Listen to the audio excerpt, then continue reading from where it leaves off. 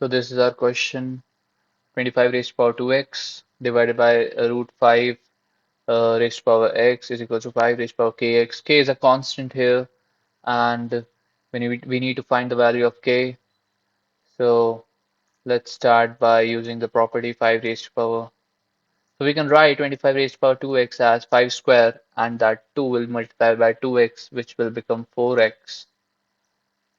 And we can use a property of exponents with this root, where if we want to remove this square root, we can write it as 1 by 2 in the power, which will become x by 2.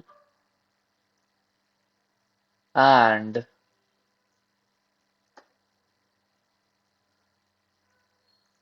now we have the same base here, so we can just use another exponent properties, which says if we get the same base in division, we can subtract the powers.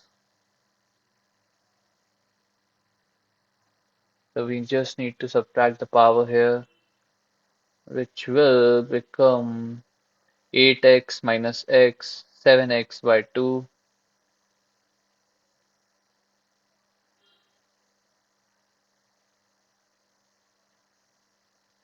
which was equal to 5 raised to power kx.